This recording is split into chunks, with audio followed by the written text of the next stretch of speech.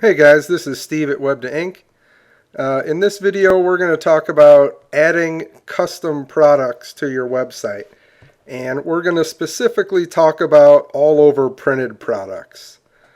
So those are going to be products where the print covers the entire product or bleeds off of a portion of that product.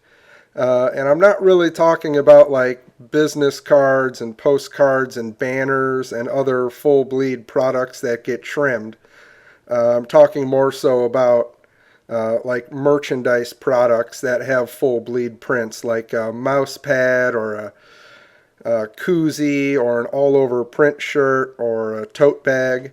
So that's what we're going to focus on in this video. I'm on one of our sample sites here. I'm going to jump over to the admin, and when you first log in you're going to land on the dashboard. For this we're going to go to Web2Ink,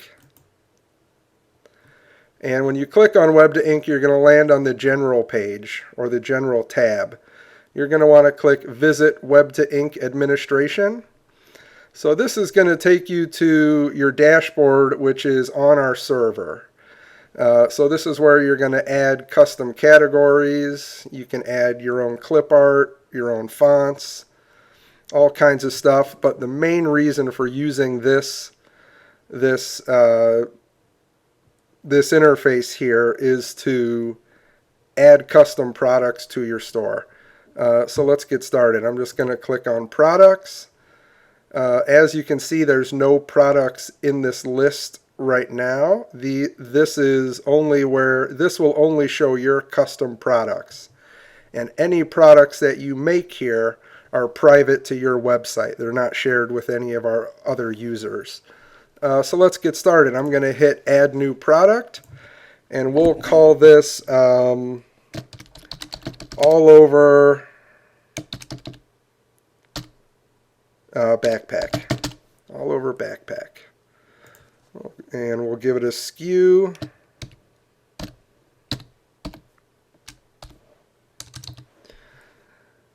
And I'll click Add New Product. Okay, so now we're working on that new product. You can see the name and the slug up here. It's got the product code, which is the SKU. If it's a brand name, if there's a brand name associated with this product, like Gildan or Adidas, you would put it in here. You can put in the vendor name. You can assign it to a product group, and then you can put the weight here.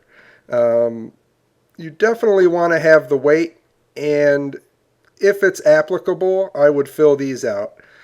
For this particular product, we're going to skip that. I'm just going to put in the weight. We'll say it's 1 pound per piece. Right here you can select some categories, but if you've seen the other videos, I pretty much skipped that for now. Right here you can add a size chart. We'll skip that, and this could be a product template if needed. This is a square type product, so I don't think we're going to need a template. Right here you can put in a description. So this is going to be a drawstring backpack with a full color all over print. This section below, this is the product alert message. So right here you might put in some sort of a warning or any type of information that you want your customers to know before they start designing the product. So for now we'll just skip that, and we'll jump over to colors.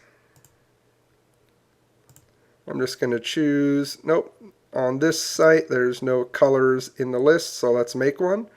This will be white, and we'll pick from the color picker. We'll just choose white. Okay, add that as a color. I'm going to add another color just to show you guys how this works. Typically with all over printed products, they all start out as white, and then you can print the entire product. So in an ideal world, your customers would just upload a file that would cover the entire product. But you're probably going to have some customers who say, I want the product to be pink, and then I'll upload my logo on it. So essentially, if you're adding additional colors here, you're basically adding the ability to change the background color of the product. So let's just go in here and we'll add a light blue, and we'll just go to the color picker and pick a nice light blue. I'll make that a little bit lighter. Okay, so now we've got a couple products in here. If you need to change them, you can click on them and hit edit or delete. And for now, let's go to the sizes. So this is going to be, this particular item is just going to be available in one size. So I'll just put in what that size is. Let's say this is 14 by 16. We'll say it's 14 inches wide and 16 inches tall. Now we're going to go to the visual. We'll skip the thumbnail for now. We're going to select Use Bitmap Images, and we're going to check Use Masking and All Over Printing. I'm just going to click Save. Then we'll click on Set Up Images. Okay, so now this is the window that you're going to create your product in. You're going to upload the images, and they're going to be layered, and they'll be kind of stacked together to create the customizable product. So let's start by adding a view. We're going to do the front. We'll add the view, and then let's add the back. We'll add the view. Up here where it says ordering, I'm just going to, since I have back selected, I'm going to select that as 1 and click Save. And now it will show the front first because that has a position of 0. So if you have an item with multiple print positions, say you're creating a product that's a cut and sewn t-shirt, and your print positions might be front, back, right sleeve, left sleeve, and collar. You would enter in all those positions and then assign them a position, and then that would let your customers see them on the website in the order that you want. So you might want them to do the front and then the back, then the right sleeve, then the left sleeve, and then the collar. You can just assign them to a position so that it shows up that way. Okay, so this product's just front and back. We've got that all set up.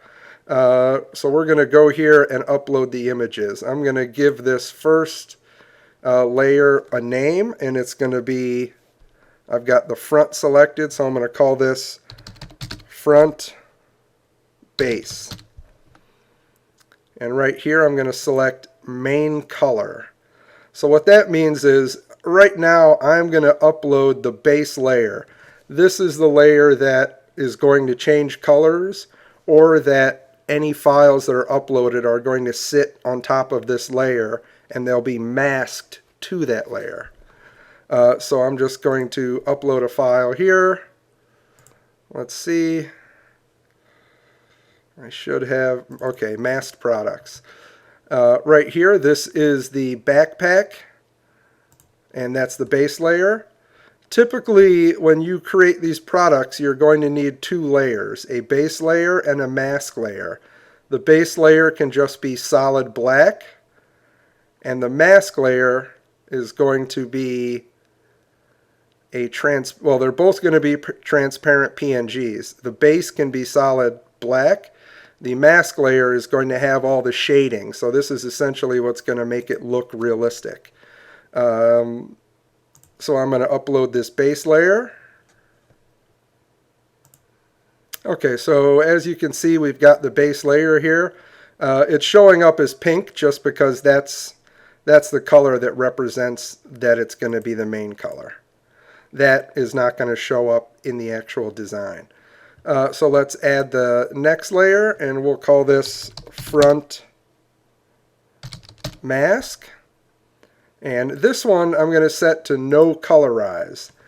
And what that means is that this layer is not going to change. We're not going to assign any colors to it. It's basically just going to give the item a realistic looking effect through shading and, through different colors. So let's go ahead and upload that.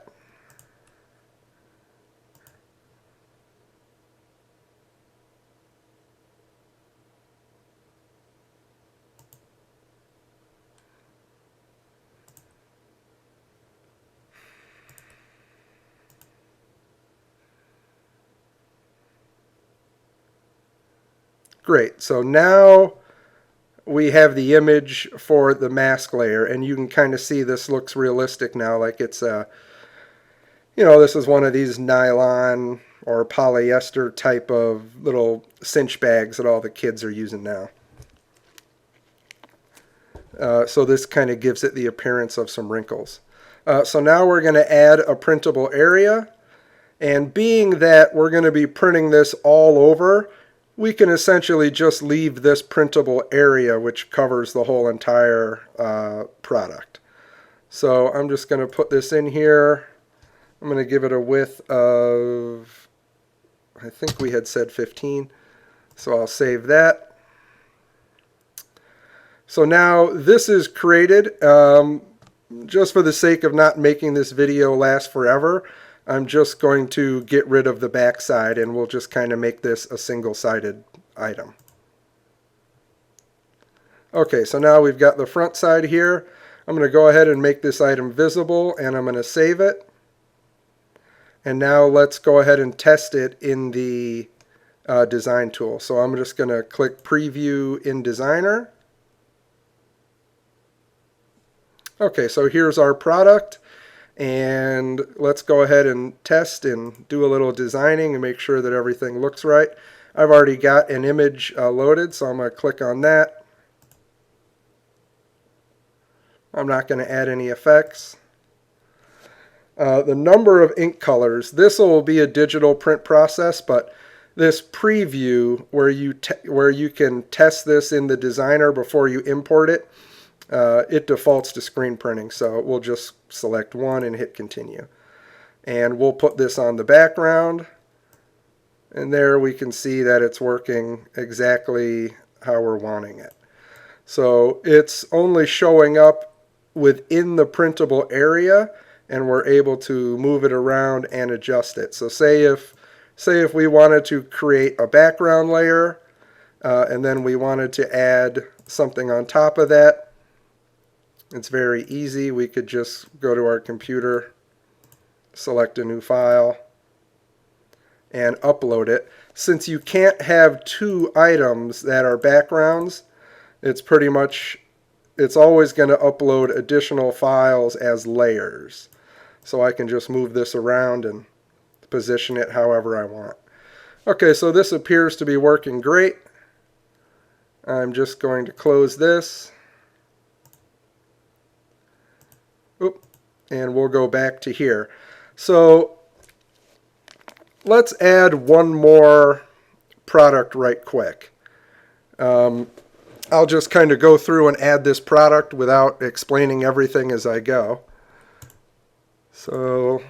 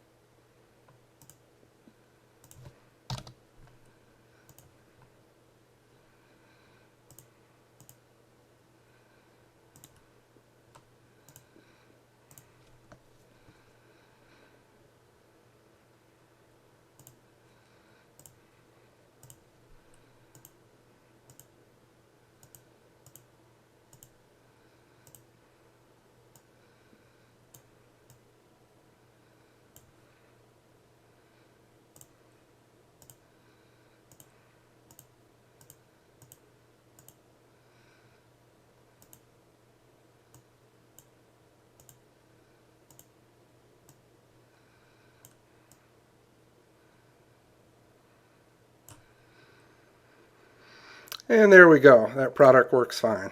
Works great. So you can see, I wanted to do that without explaining everything so that you can kind of see that once you get the hang of it, it's a really quick process. So let's head back to the website and go ahead and import these products. Okay, so I'm going to click on Import Products from Web2Ink Server. I'm going to refresh this data. Anytime you add a bunch of products and then you immediately go to import them, it's always a good idea to reload and refresh this data. You know, your browser will cache things and so will the servers, so just getting a new fresh and up-to-date connection is always a good idea. So we're going to select where to import this from. This is going to be custom, and because this is in our set of custom made products on the server, so these products are only for us and no other Web2Ink users can see them. So I'll just import both of these. Okay, they're both imported.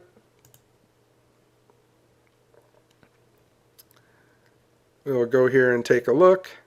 Okay, I see both of them. You can see I never uploaded that thumbnail for the backpack, so when we imported it, this is what we're ending up with, just that little, it's, you know, there's no picture there for it. So let's look at the t-shirt. Alright, this will be a digital print process. This we will allow all over printing. That's very important for this type of product. If you do not click allow all over printing, it will not work correctly. We will allow names and numbers, and then we'll go down here and we'll set some pricing.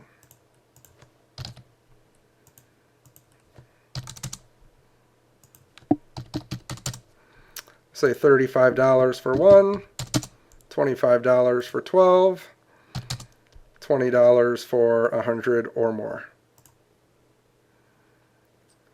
I'll update that. Okay, so let's take a look at a couple of other options on this page. We got size up charges.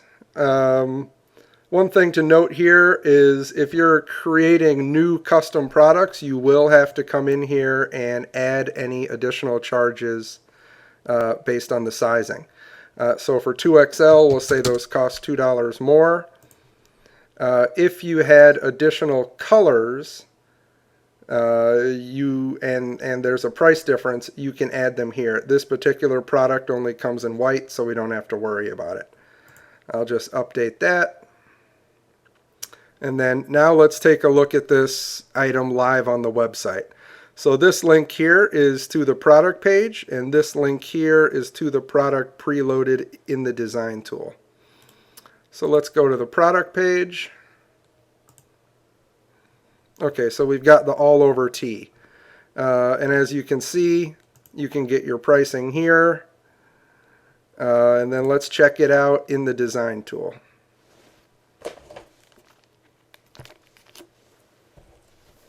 Okay, so we get that we get the alert that we had created, and then we can go here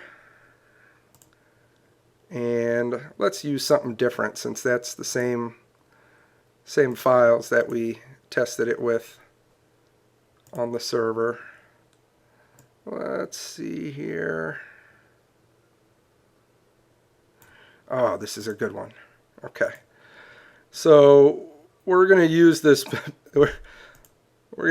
picture of this used lawnmower, and you can see here, because this is a digital process, it did not ask us how many colors we are printing. That's only going to happen for screen printed items, but when you're testing products on the server to make sure you have them set right, it will. But on the actual website, it's not going to do that. So I'm going to put this image on the background. Okay, awesome. We've got a great looking lawnmower. Let's just flip it to the back, and we'll fill the back up with a lawnmower too. Okay, we'll go back to the front and let's just drop on this logo. Okay.